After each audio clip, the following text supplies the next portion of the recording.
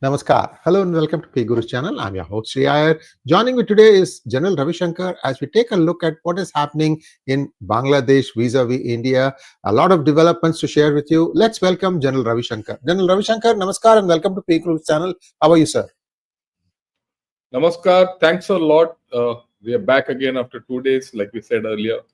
Yes, indeed. And this is a joint podcast, PGurus and 𝗏𝗏𝗏𝗏. Yesterday, I told our chaps also who are exclusively on 𝗏𝗏𝗏𝗏, and we'll be doing this today, and I'm sure a lot of them would have joined. We are living through very interesting times with Bangladesh.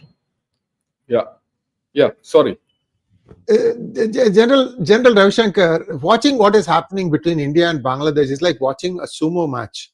You know, in sumo match, I don't know if you've seen sumo wrestling. No activity at all. They'll circle the ring, circle the ring, circle the ring. Then they'll take some rice powder and do this, then come out and then go back. And then in 2 seconds, a lot of fighting will happen. And then again, it will become quiet.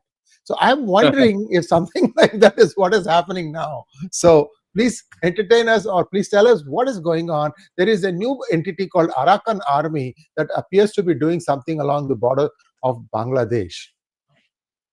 There are a lot of things happening on the Bangladesh-India front and within Bangladesh and in Myanmar.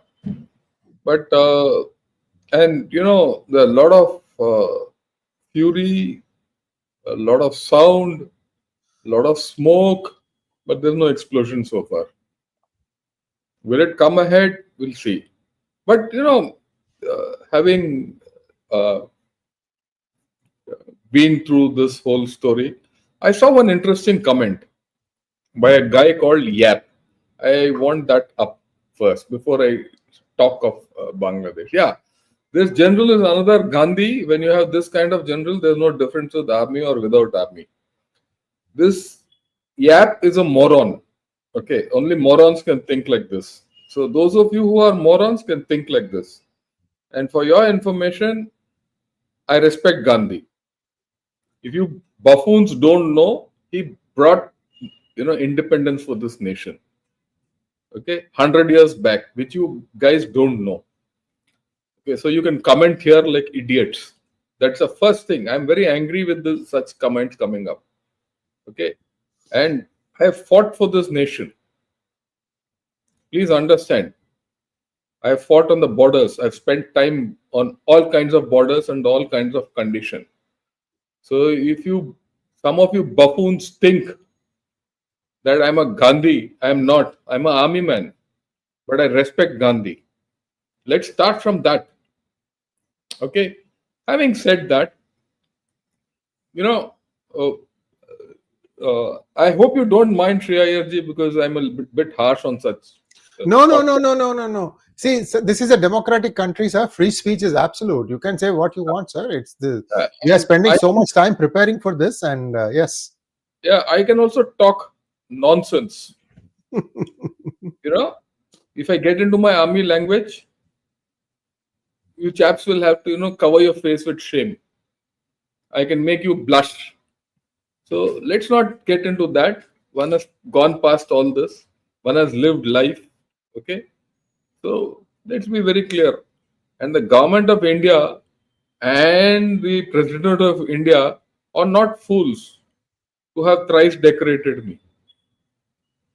I don't know how many of you are there in this audience who have even been once to the 𝗏𝗏𝗏𝗏𝗏, and much less twice or thrice. And each time I went there, I must tell you people, my antecedents or precedents.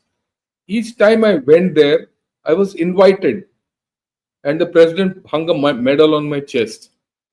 So if you think that Gandhi is a buffoon, all that, well, take your call, take your walk somewhere. We are talking of India. Okay, we are not talking of a party of this thing. So let's be very clear. Okay, now let's get to India and Bangladesh. What's happening? Let's talk of Bangladesh first. What's happening in Bangladesh? Right? First and foremost, we need to understand there's someone in power, but there's a power vacuum out there. Okay, yeah, you have a government in power which is ineffective, right? You have a student body which is running the government from behind, or rather tightening screws on the government from behind. I read recently that they want the government to behave in a particular manner. If not, we will again get and take this government off. So that government, so there is something else.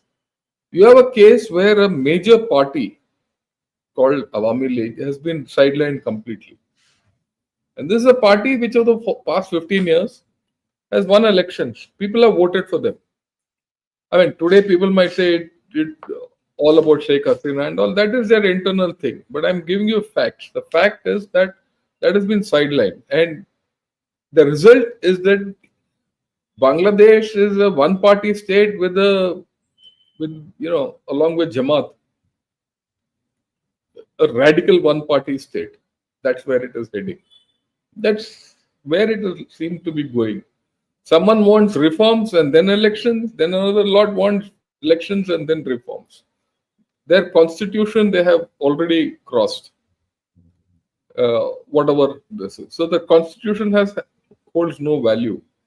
Virtually the army, navy and the air force have been empowered to govern the nation at grassroots level.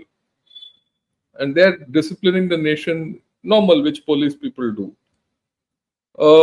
Their economy, well, I think Moody's said it's a very weak economy and a very weak financial system. There is very clearly discrimination against Hindus. And what is actually concerning me is that a lot of people in Bangladesh seem to have conflated Sheikh Hasina with India. I mean, one has to understand Sheikh Hasina was elected by the people of Bangladesh. She headed a government, a legitimate government. When she was in power, we had no choice but to deal with her. When the previous BNP government was there, we had no choice but to deal with them. The fact is that, yes, we had good relations with Sheikh Hasina. That doesn't mean we go about, we start criticizing what your government does. What your government does internally, I have no issue with it. But what your government does externally, whether it is illegitimate, legitimate or not, the government, I'm talking of the government of Bangladesh, which is definitely at this point of time not legitimate.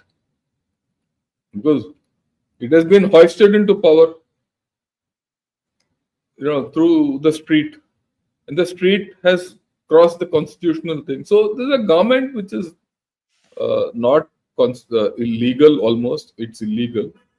There's a constitution which has virtually been abrogated. It's virtual anarchy. And like I said, there's a conflation between whatever their problems are and India. India seems to be the fount of their problems. It leaves me sad. Why am I sad? Tomorrow is their Independence Day, Liberation Day. It's not Independence Day, it's a Liberation Day. December 16th is the day when Bangladesh came into being. And they came into being because of India. And they came into being because of the Indian Army. And the Bengali people. The people of Bengal wanted, or East Bengal or East Pakistan, wanted this nation. And we helped them do it. I mean, they owe me no, favor for having given them enabled their independence. We were just conduits. But our men shed blood for them. That can't be erased. As of today, there are some people of that vintage who have gone from Calcutta to Dhaka. Similarly, people from Dhaka have come to Calcutta on an exchange of veterans. It's happening. right? So amidst all this, I'm talking of anarchy in Bangladesh. I should have been saying this is the time for India-Bangladesh relations to be seen as a model. That's the thing. And what's more, today I read an article which says, how to deal with Bangladesh. Should we go beyond soft power? Should we go beyond soft power? Instead of, holding our relationship as exemplary one, people are talking like this. And this is not from someone airy-gairy character. This is from someone who I consider with a lot of respect. So we need to introspect. Why has this come to pass? So I'm sure a lot of people from Bangladesh will say, oh, it's all India's fault. Was it India's fault or your own fault? You had a thriving economy. It's broken. Okay, it's broken. I mean, let's have no doubt. If you go on this path, it'll never go back to the original. It didn't go to be a thriving economy because of China or USA or Pakistan, your newfound friends. All you were left with is a debt with China and nothing with Pakistan. And USA gave you nothing. People don't have to understand. So you're cutty with your neighbor. Okay, who has been your benefactor? Whether it was for Sheikh Hasina or otherwise, or we were prepared to be a benefactor right from 1971. We were also prepared to be your good friends without interfering in whatever you did. And we did that. We let you go through all your assassinations and coups. Not from now, from 1971. We stood by you. We not only stood by you, we stood and watched you do whatever you wanted. We expressed concern when you were in problems and put a hand out. And we were with you in your best of times. When it was declared that Bangladesh is the fastest rising economy in South Asia, we quoted it. You are an example against Pakistan. See what can people do. And today you want to become Pakistan? Just think. You have relations with Pakistan? I have no problem with it. But just remember, they are the ones who raped your mothers and fathers and sisters and brothers, or killed them and murdered them. Just go back tomorrow. I'm sure you'll have a lot of photographs. I can show you all those photographs. Right? Yeah, you can also, you brought down Bangabandhu's, statues and all. Yeah, why not? That's your choice. I could suggest to you, there's someone called the Butcher of Bangladesh. Put up his statues and pray for him because he's from Pakistan. Put a garland on him. What's more, you just think of your own state, introspect. Students today say this is the second, freedom struggle of Bangladesh. So we should be honored. The first freedom struggle and people who fought and died for it are out. They don't mean nothing to you. There is something fundamentally, I would say, whether it's wrong or right, there is fundamentally something which all Bangladeshis have to introspect. From day one, of this problem coming, I have advocated strategic patience for dealing with Bangladesh. Don't do anything rash. This is a period where there is internal upheaval happening. Wait, let them settle. And then the ties which we have developed over the past so many years, let them come to the fore. And let them take over. After all, there are a lot of good things between India and Bangladesh we can think of. As neighbors, we will always have problems.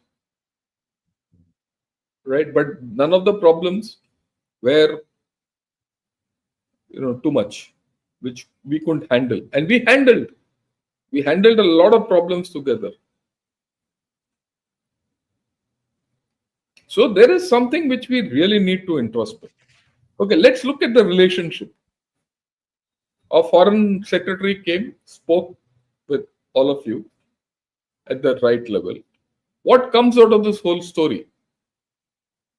Very clearly, government to government, there is a relationship which says, let's restart.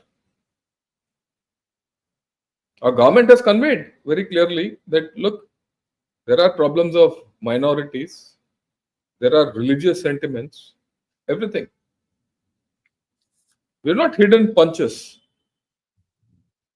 We told them, we told you, our people have spoken.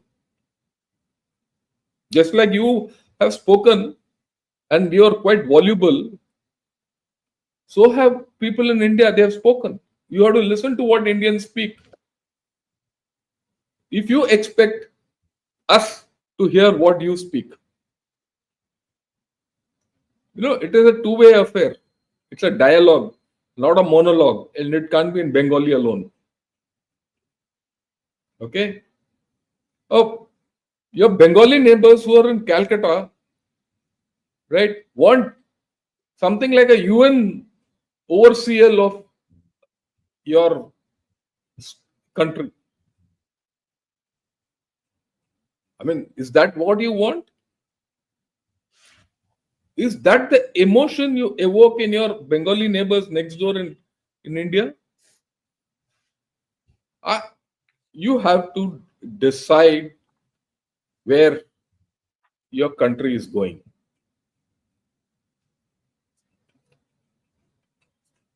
Every time we talk of something, you say, oh, Modi, BJP, RSS. Let me answer that. I am not from BJP. I have never voted for them because I have my own issues.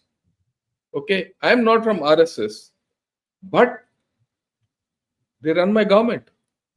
I stand by them. That's the first thing you must understand.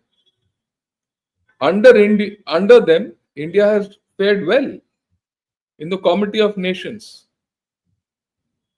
They have not harmed you. In fact, they have come to you. And those of you who say, oh, they've done this for Muslims, they've done that for Muslims, and this and that and all that, please come to India, come to my state and see how Muslims fare. You come to other states. Yeah, there are problems for us with Muslims in certain states, but not everywhere. We've had presidents who are Muslims. We've had cricket captains who are Muslims. A great guy like Manzoor Ali Khan Patowdi, who shaped India's cricket. A person like Abdul Kalam. We've had people who we consider as our freedom fighters, like Maulana Abdul Kalam Azad. They brought freedom to us, and they were Muslims, and we are proud of them. We don't discriminate against them. Whatever is due to any Hindu, Christian, Buddhist, Sikh, anyone in India is also given to them without any discrimination.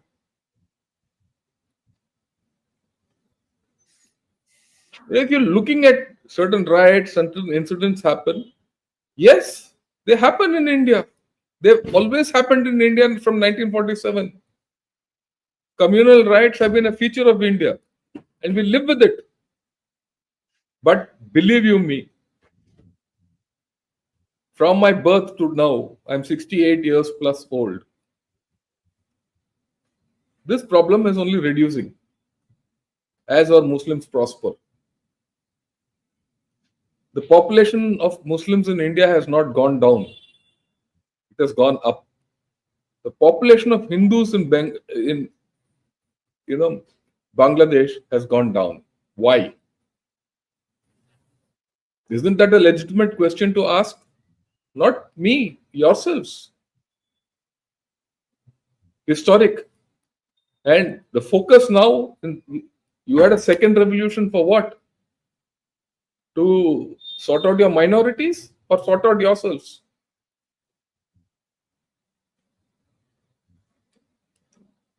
By sorting out the Hindu people in your country, what have you achieved?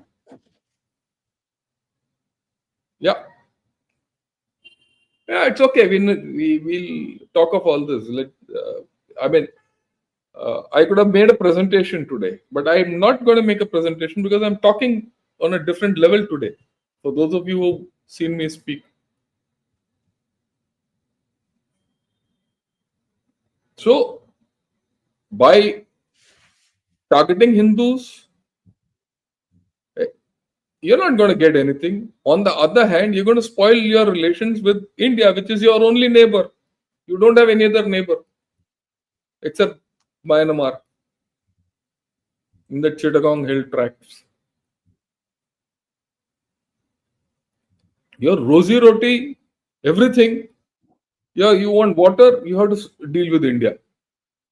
You want electricity, you have to deal with India. Okay, you want gas, you want to deal with India. You want daily goods, you have to deal with India. And yet, you want to curse India?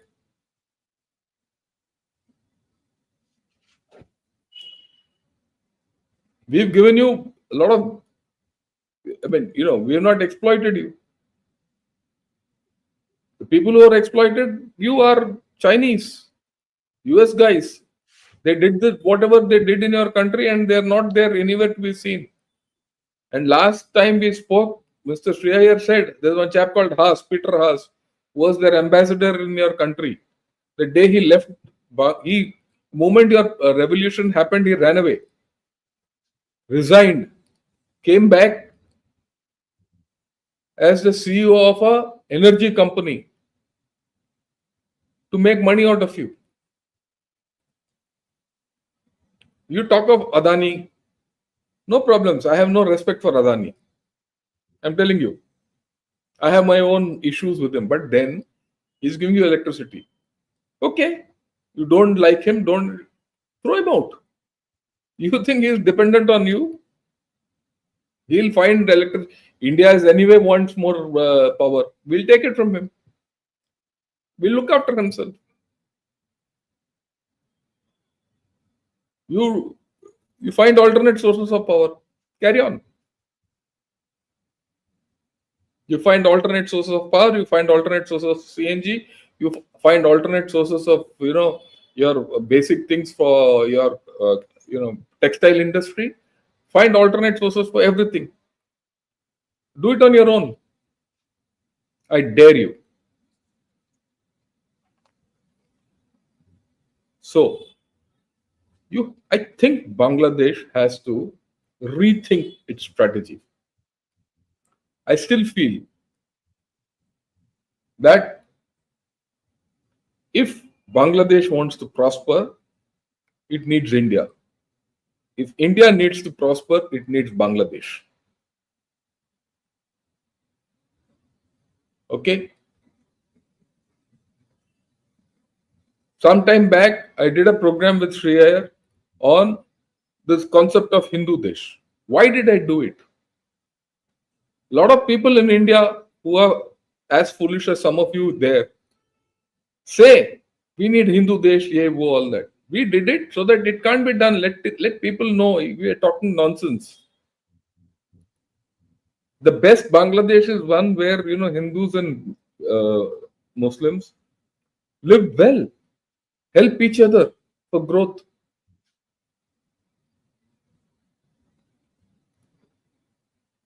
And I've had good Bangladeshis comment and say, look, this generally speaking sense. So you have to really, really think. Now comes the thing, India wants good relations. That's what our foreign secretary said. That's the stated position of the government. Our prime minister has reached out to your chief executive. He's not going to reach out to every Bengali living there. We have not done anything so far which is detrimental to Bangladesh. But you're reaching a point where people in India are questioning this. So I'll give a matrix out, just think. Like I said, government to government, there is goodness. Unfortunately, people to people was very strong once upon a time. Past 3 months, ever since your revolution, that's breaking. From your government to our people, the signals are not great. From our government to your people, the signals are still good. So you decide what you want. And we'll respond. You can't, you have to understand, just like you are people, millions of people whom we can't ignore. We are billion plus people whom you can't ignore. Let it not become an issue of the people of India versus the people of Bangladesh. That would be the worst day. It should become the people of India plus the people of Bangladesh. There are a lot of options people talk of. Hey, what I said, pani kaad do, bijli kaad do, ye kaad do, wo kaad do. But yeah, this is the worst thing India can do.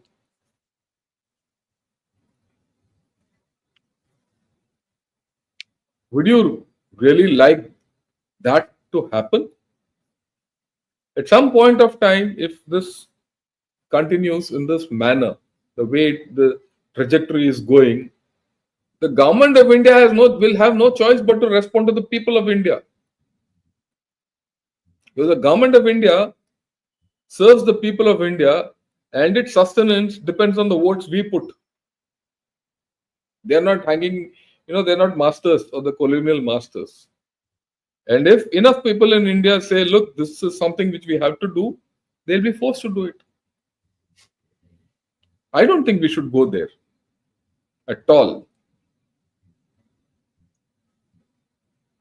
People say, we'll close this, that, yeah, wo. You can't, just be clear. Some people quote China to us.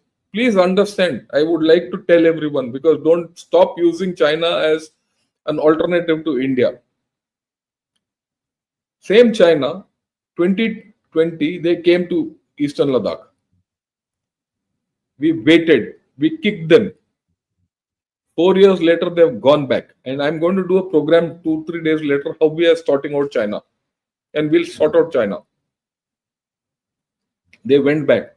In the history of modern China, this is the first time they have gone back by 15 kilometers in 𝗏𝗏𝗏.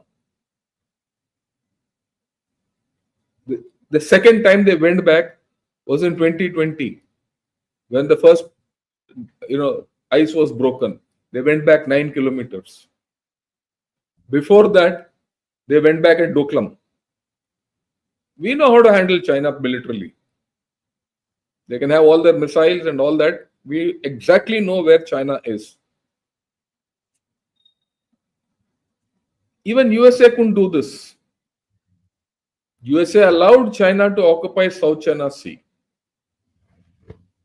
and build islands there. We have not allowed them.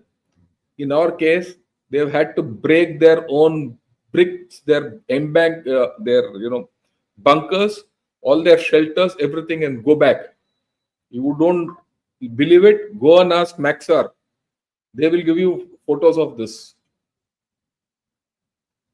Today, China is coming to us. Please start, flights, open your market so that Chinese goods can come and sell us. We are saying, wait, we are not interested.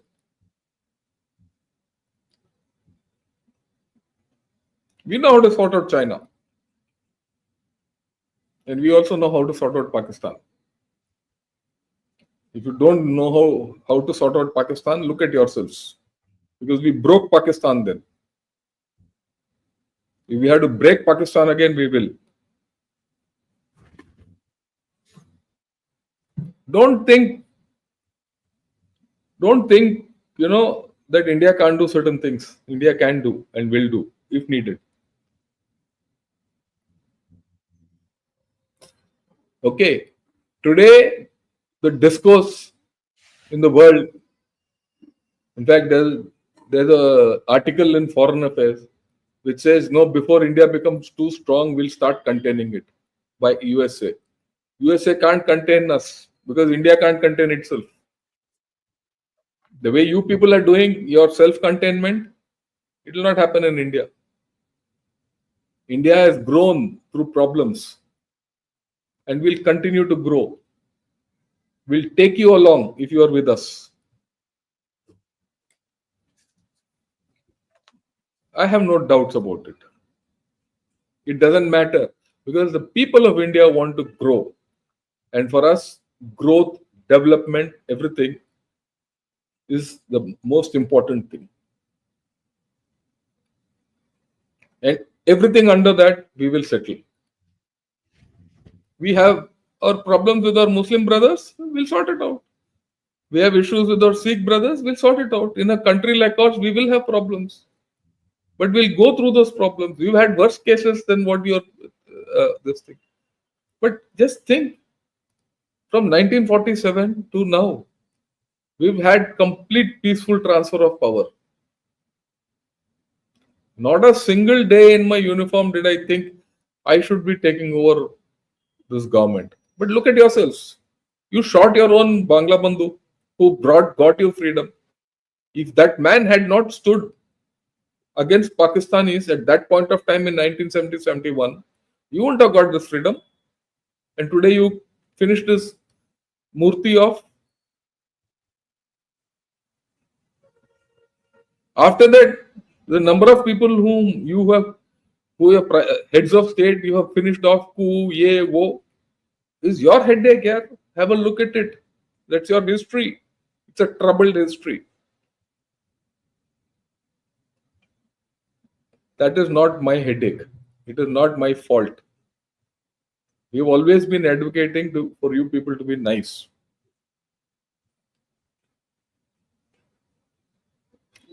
So we have to think where our relationship is going. It has to go in a positive direction.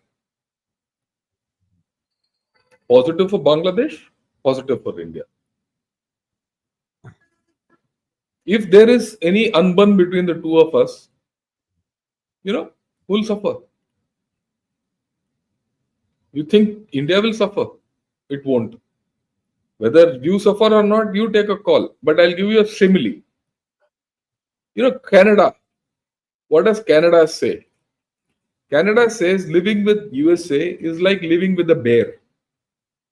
That cuddly bear can be very nice, the sweetest of bear. But it doesn't matter which way it turns, the person sleeping next to it gets crushed. Okay. That's the weight of India. That's the same relationship between the two of us. It would end up like that. So you will have problems with us. As much as we have problems with you. But isn't there a case for us to sit and talk and be nice with each other? I still maintain that India and Bangladesh need to be friends with each other, not because India will become big or small and all. India will grow without this thing. We've had 70 years, 75 years experience of a hostile Pakistan. Okay, and the first 25 years of that we had a hostile East Pakistan also. And from then to now we've had a part hostile, part happy Bangladesh. We know how to live with hostility around. We can have, still will progress. We lived with a hostile Sri Lanka for good 30 years. Today, they have finished their hostility. They come back to us. Maldives also did something and they are also coming back to us. Of all people, Taliban want us. They outreach to us. They say, please, there's an envoy sitting there. One of their consuls is sitting in Bombay. Taliban doesn't have good relations with Pakistan. And Pakistan thought they'll do everything with Taliban. They put Taliban in power only to get their enmity. So,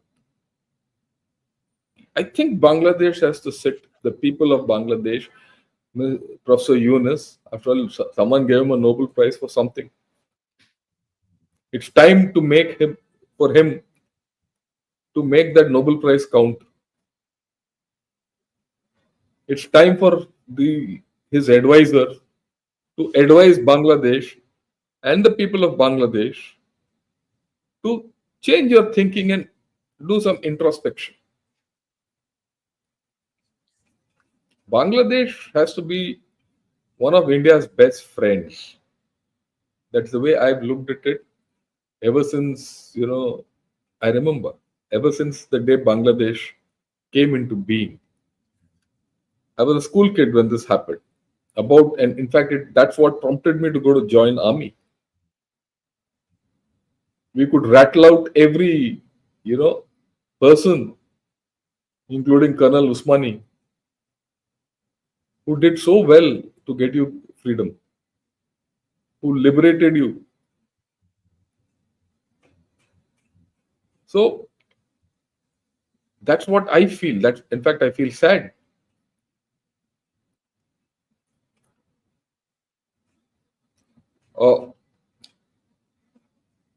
I have nothing more to say. Your fate is in your hands for all Bangladeshis. What India does will be a reflection of your own actions. You want enmity with India? You'll get it. You want friendship with India? You'll get it. Friendship will be with love and affection. Enmity with India will also be with love and affection. Remember that. That's India. So we'll take on questions, Sree Iyer ji, unless you have some your questions or anything to discuss, I'll highlight it. Thank you so much, Gen Ravi Shankar. Just a thought for all the Bangladeshis who are listening in. You owe $6 billion to China. You think they are going to just let go of you? You can't pay a dime. You're owing at least $1 billion worth of back electricity bills to Adani. Yeah, you can go and hate him, but why should he running a dharamshala for you when you also want to hate him? He's a businessman. He has supplied you power.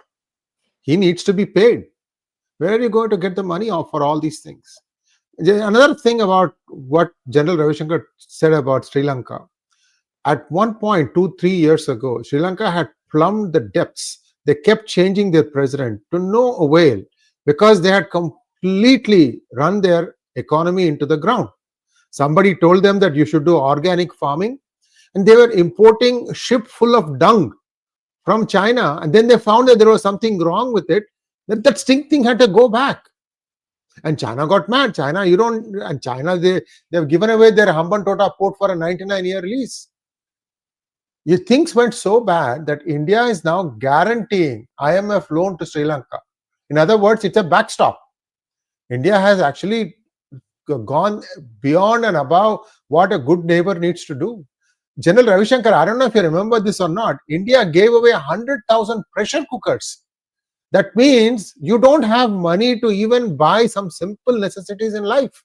That's how bad Sri Lanka had become. Now it is coming back on the path of recovery. Yeah, sometimes you'll have some China-leaning politicians. That is democracy for you.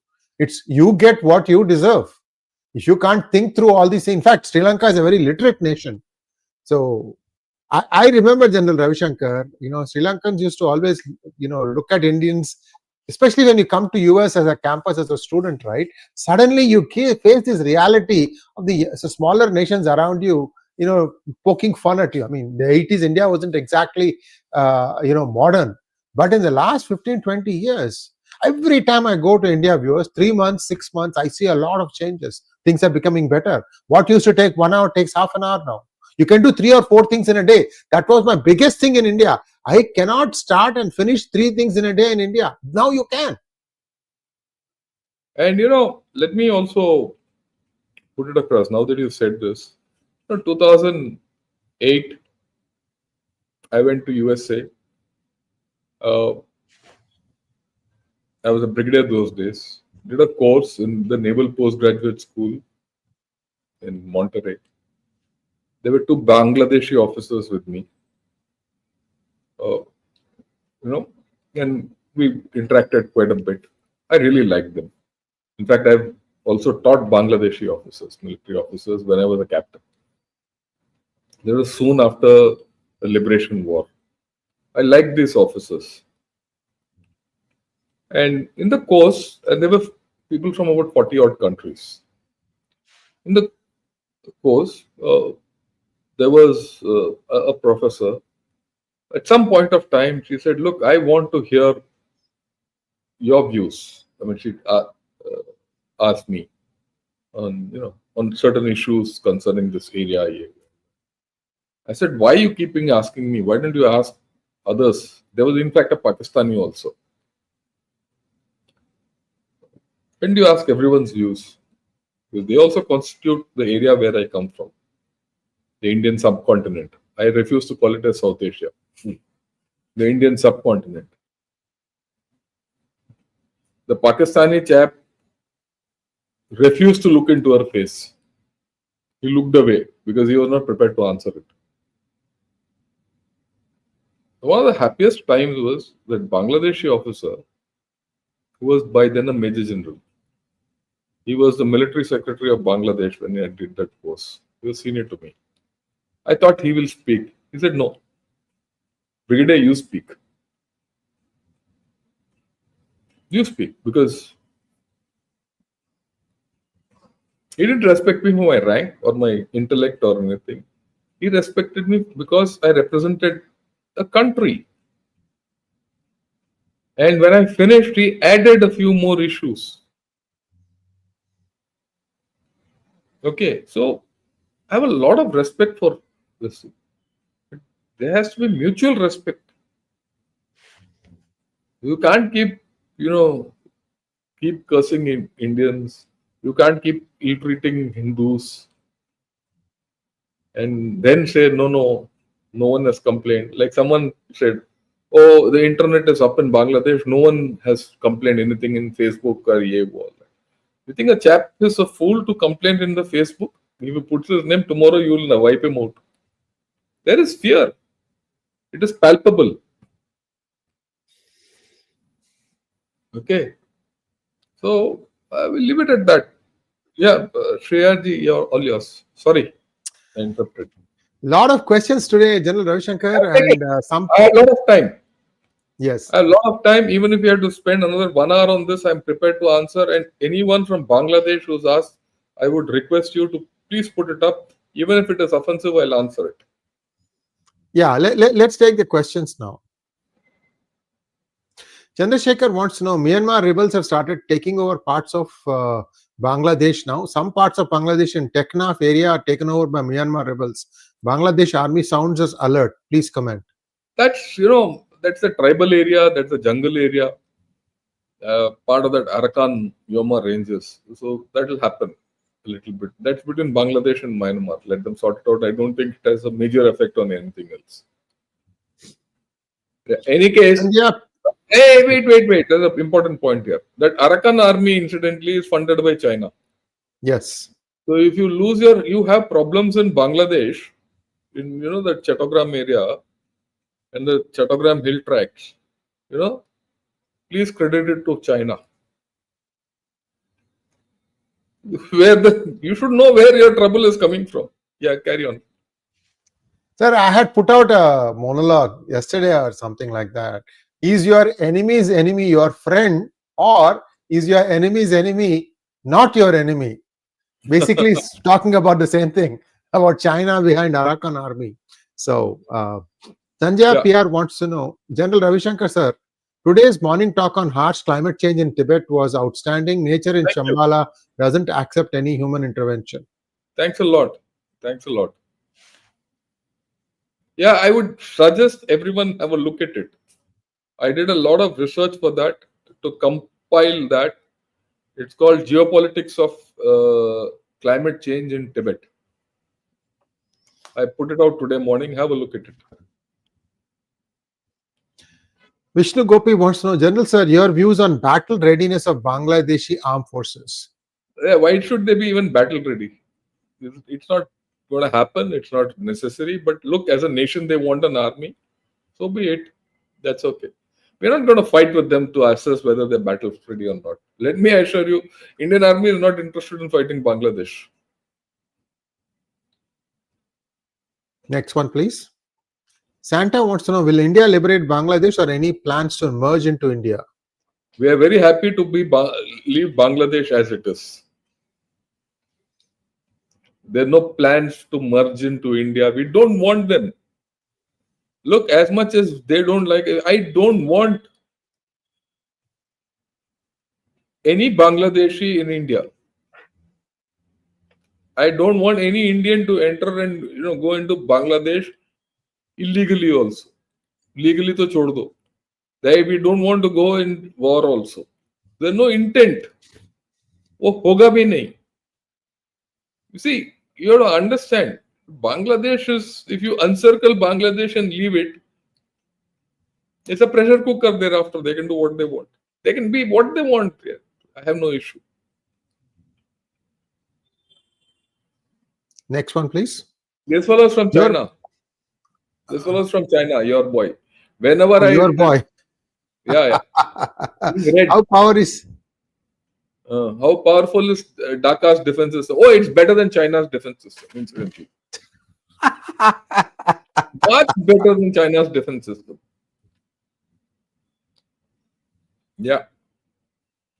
𝗤𝗡𝗙 Patel, convert to Guju from Bengali. Sir, there is no way to do diplomatic relations. If so, then minorities will be gone. Expect 7% to 2 to 3% if diplomatic things go on. Therefore, it is the case. Then please at least ease the CAA.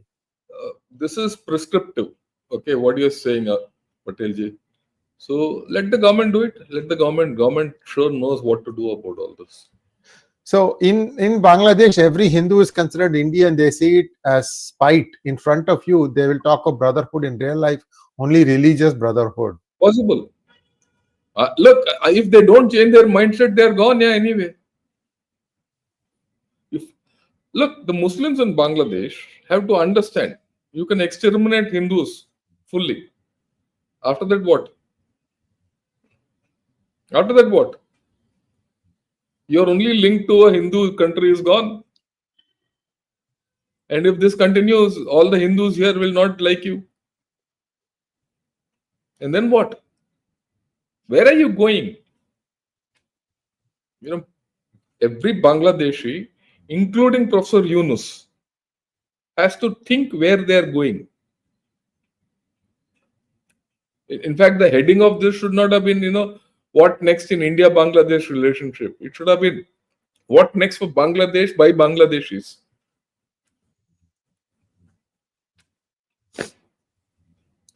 Yeah. Next one.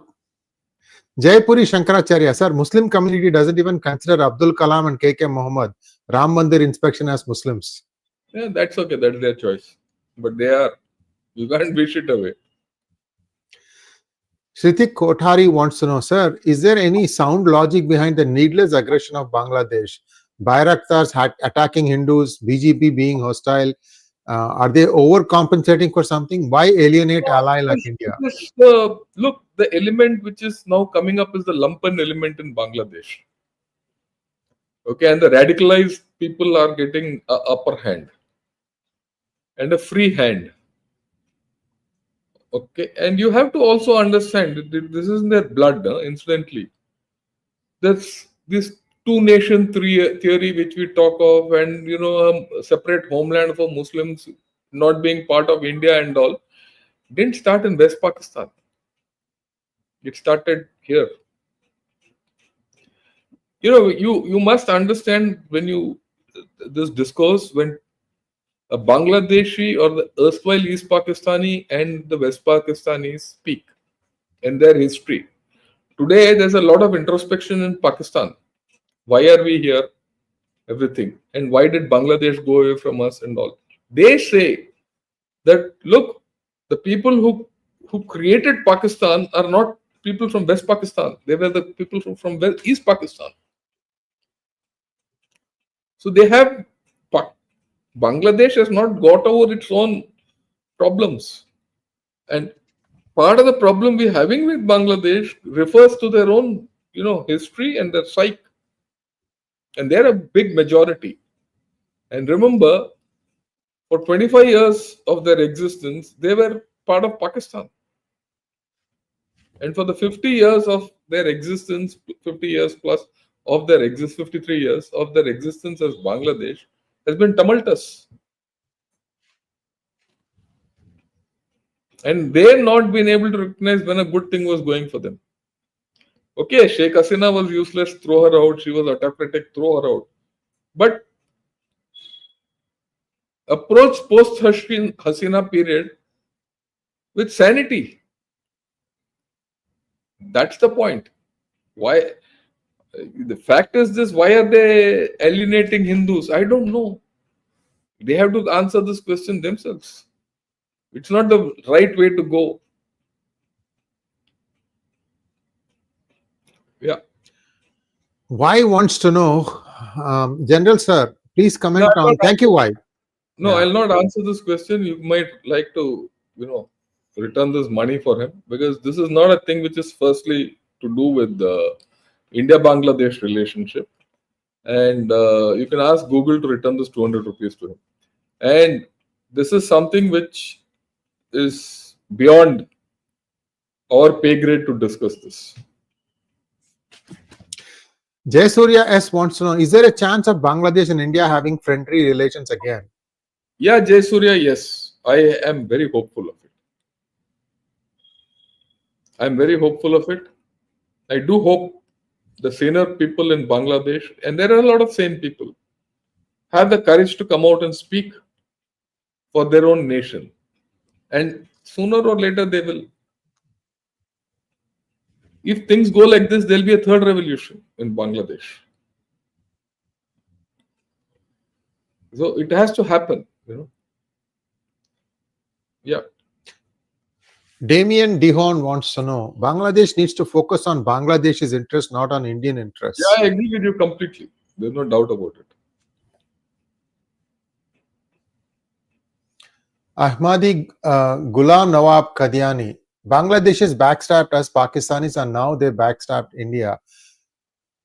I put it the other way around, Qadiani. Please go and listen to Pervez Woodboy in his program called Black Hole.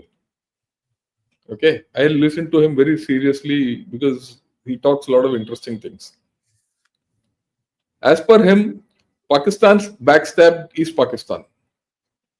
The state of Pakistan then backstabbed East Pakistan. So, and Bangladeshis were backstabbed by Pakistan, not the other way around. And they're not backstabbing India. Let me also clarify it with you. India has got a big stab back, it can handle it. They're backstabbing themselves. That's what my thing is. There's a difference. They're backstabbing themselves. All the best to them. Pratyush Kumar Paul, thank you so much. Whether India is planning for Mukti Vahini 2.0? No. India is not planning for it.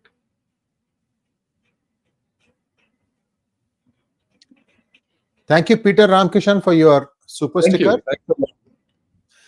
Rajat Rana, is India feeding the Taliban? India is feeding the Taliban. What next? India is not feeding Taliban. India is feeding the Afghan people. Afghan people, right? Yeah, it's a people-to-people contact. Yeah.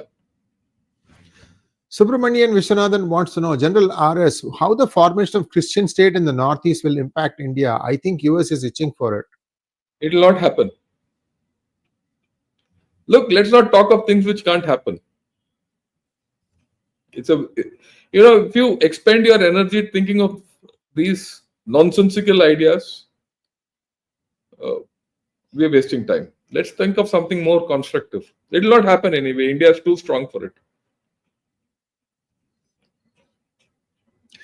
Zulfikar Haider, late General Sir, Lieutenant General Sir, I am from Bangladesh. My country is preparing to get nuclear missiles from Pakistan to defend India. What is your take on that, sir?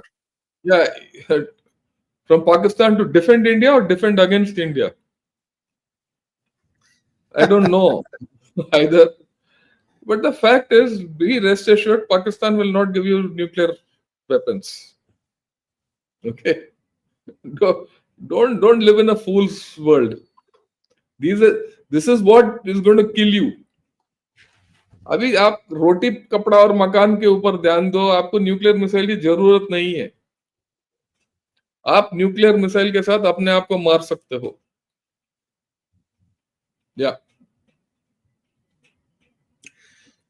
Subramaniam Vishwanathan wants to know, General RS, how the formation of Christian state? Oh, this is done. Next one. Yeah. Soros 𝗥𝗘𝗙𝗥𝗚. What is the final solution to improve strained relationship with Bangladesh and how to save Hindus? What's the answer?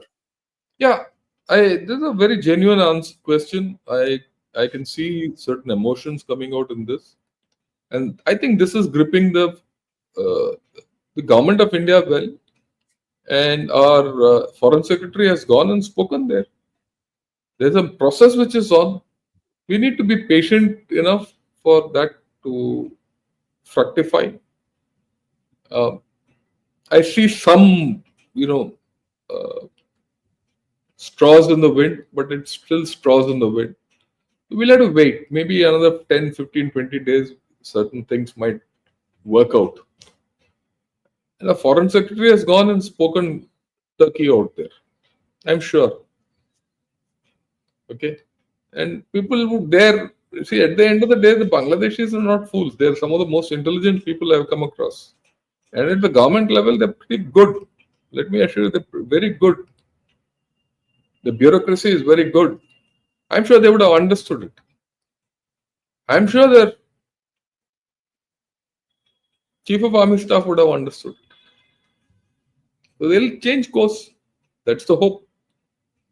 Okay. Look, I'll give you another thing. People said that when K.P. Sharma Oli in Nepal, he went to China, isn't it, first? His first visit was to China. I'm sure a lot of you who are watching this would have listened to this in PGurus channel.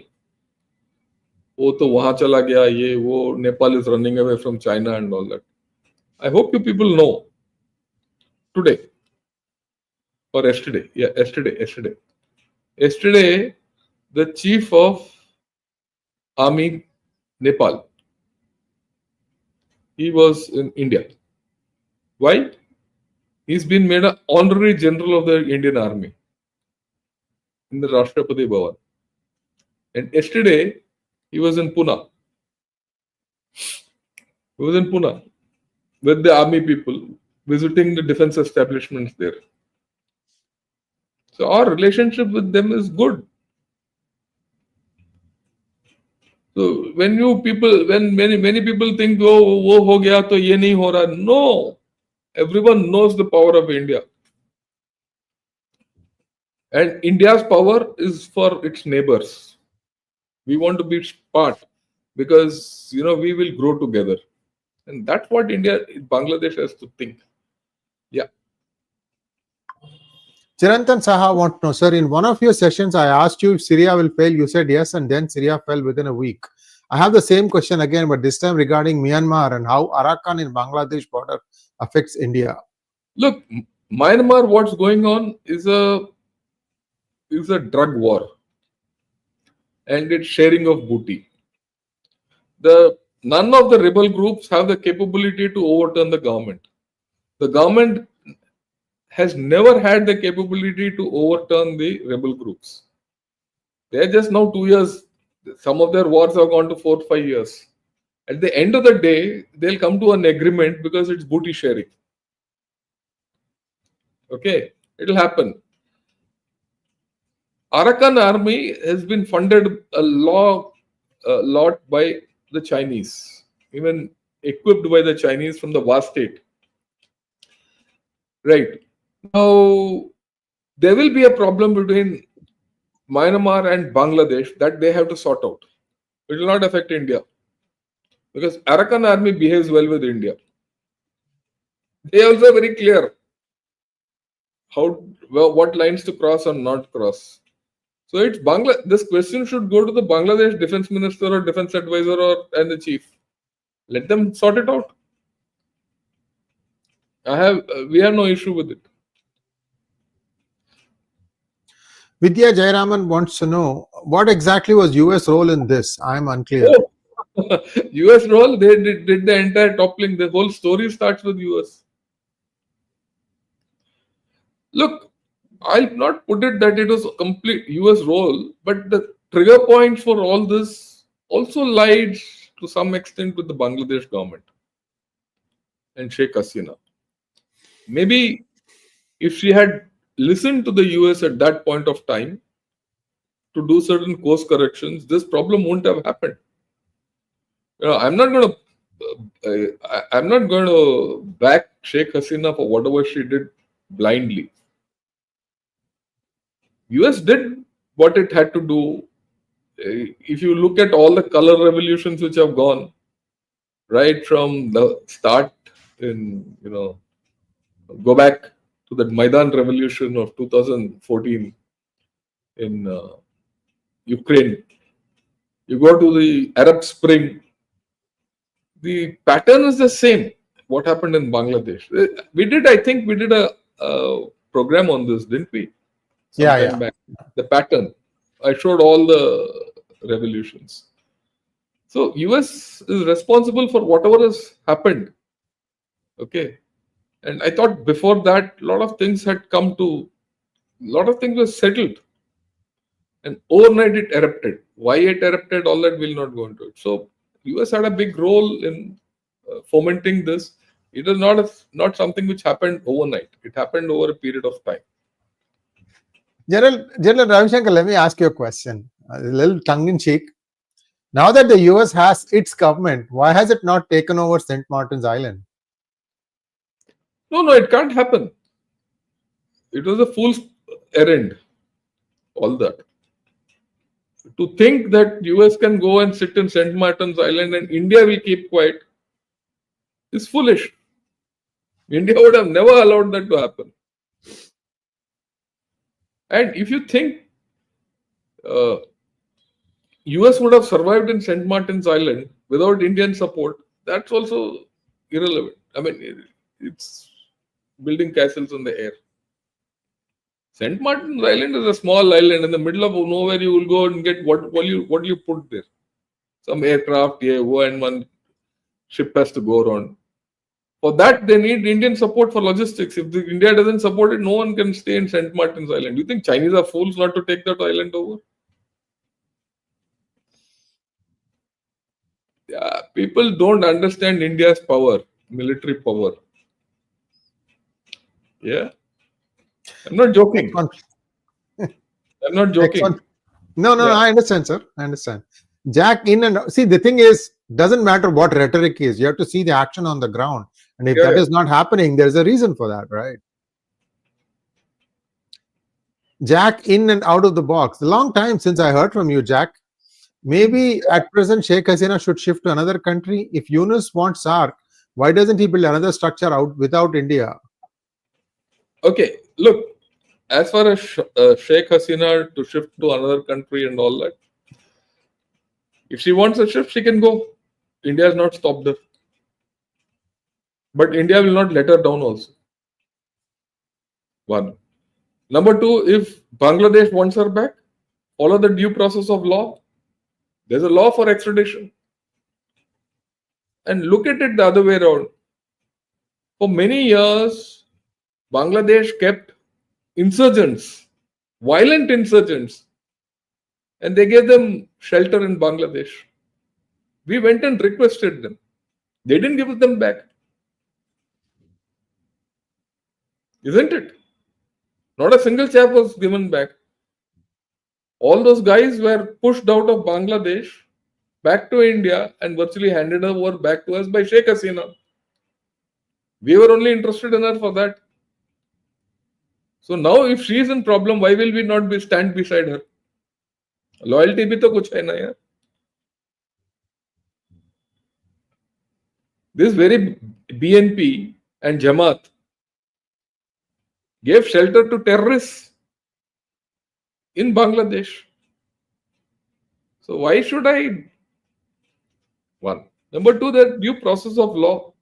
For that, they can't start because it's not an elected government anymore. It's not a government. We will do business with the government.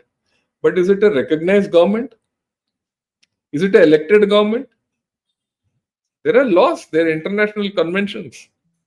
There's a rule-based order, international order. Let them follow that. We'll give them, let them vie for extradition. So far, they have not asked for extradition. Have they started extradition proceedings? Why? There has to be logic. If Yunus wants SARC, let him have it. We're not part of it. And he is no leader. Let him lead his own country first. Forget about SARC, SURC and all. पहले यार अपना देश को तो संभाल लो. तुम क्यों SARC के पीछे पड़े हो? Yeah. Khanum wants to know, come to Dhaka and see for yourself. Talk to your embassy people and find out. Your foreign secretary came, ask him. Don't beat around the bush. We're not help Khanum if you can spell it properly first. It's okay. We forget the spelling and all. We know what he's talking. We're not beating around the bush. You saw me beating around the bush. I am beating the bush so that, the pigeons come out. Yeah. Next one, please. Animesh wants to know, respected general, at strategic level, do we need to be proactive and exploit the situation to secure our chicken neck corridor? We don't need to secure the chicken neck corridor more than what it is. It is secured. Don't worry. And Bangladesh dare not fiddle around. That also I'm telling you. If they fiddle around with China on this chicken neck business, then we'll cut the necks. Then, that is, if you threaten the integrity and sovereignty of India, India will react. Till then, we have no problem. And like I said, we'll sort China also out also. When we sort Bangladesh, we would have sorted China also out also. So Bangladesh is, the chicken neck is irrelevant. Future DG artillery. How do we slowly turn up the heat, or do we just stay still? Like Maldives is a good example of their U-turn, but these snakes will keep biting us when convenient. Permanent solution? It'll take time. It's not going to happen. Now we've had this. See, the difference between what's happened now and what's happened before is earlier, even during Ziaur Rahman's time or Khalida Zia's time and all, Bangladesh was, the government was against us, but the people were with us. Here we are in a new situation where the people are also gone against us. But they are not the full people, like I said. These are only representative. This is that element which is always against India. We are hearing those elements. We are not hearing the rest of the Bangladesh which is for India. It's not a democracy. It's not a democratic outburst. Please understand why we should not. What do you do when you go proactive against Bangladesh? You run the risk of alienating those people who are depending on you. And I'm not talking of Hindus, I'm talking of Muslim Bangladeshis. The sane people who understand the value of India. Or those fence sitters, you'll push them the other side. So you have to be very, very, very, very calibrated in your approach with Bangladesh. And violence has no part in it. See, General Ravi Shankar. we also have the experience of dealing with Nepal. Well, someone will say blockade. We blockaded Nepal and the people suffered, not the government. We don't want people of Bangladesh to suffer. So we have to think beyond. We can't think like USA. What USA did, what they had to do, put this whole country into turmoil for the past 4 months and they've gone. And that fellow wants to come back and make money out of these people. The Chinese chap only wants his loans. The Pakistani, I don't know what he wants. But we are not that way here. We are looking something much more. People in the world trust us. There's a trust factor in India all over the world. And that's one of our powers. That's one of the things with our strengths. The strength of trust and the strength of truth. Hamara hai na 𝗤𝗎𝗍𝗔 𝗔𝙑𝗫. It's not simple. 3 words, a lot of meaning. So that's how it is. Yeah, please, sir. General Ravi Shankar, I have a follow-up question here. See, we all say that Awami League is the biggest party in Bangladesh. And people say that Hindus are being attacked because they always vote for Awami League. Just a rhetoric. Why isn't Awami League right now speaking out? After all, it is their leader who has been forced to abdicate. Why is it that there is loud silence from this party? Yeah, that's because there's a program against them. They've been, targeted. And they can't speak. You understand where they are. They're trying to speak. With time, they'll speak. I have no doubt. That's another thing. That's why I say we need strategic patience with this country. Because you have to let the people speak. Today, all of them are not speaking. Sorry. All of them are not speaking. Let everyone speak. We have to hear their voices. We have to hear the silence within this cacophony which is coming out. How do you reach to that silence and make it speak is our challenge. That I think is the most proactive thing we can do. Very true. Imrul's world, same thing we can say to you. Bihar is poorest Northeast Asia state. India are poorest. We should look about it. Last 53 years, we made ourselves as Bangladeshi. How about you? Okay, fine. Let him live in his world. He can't change. 𝗥𝗘𝗙𝗪 wants to know, today India has 24/7 power. It wasn't like this 40, 50 years ago, 60 years ago. 𝗥𝗘𝗙𝗪 wants to know, I have read Quran and many hadiths. I don't think any seculars understand Islamic mindset or teachings. My MTech Muslim ex-friend was having affairs with 2 Hindu women converted. What is the solution? I think we should not get involved with this kind of a question at all. See, you have to also question the wisdom of the women. Why are they going and falling at somebody else? There are many things here. It's not just 1 or 2 things. Yeah. And yes, India has its challenges, and we have to see how this is going to play out. Sir, thank you so much. This was a very heart-to-heart conversation. I would like to put him up. The new member which has just come up. Yeah, just 1 second. Yeah, sorry. Yeah, can you put it up, please? Thank you, Sree Iyer, for becoming a YouTube member. And thank you so much, General Ravi Shankar. We went a little bit over 1 hour, and that's okay. Conversation. And we wanted to do this thing as soon as possible, and we did it today. And we'll be back again, probably not this Friday, but the following one when things kind of come back to normal. Thank you so much, sir, again. And please like, share, and subscribe to both our channels, Ganeshot as well as PGurus, wherever you are watching it. And thank you, sir. Namaskar. Thank you.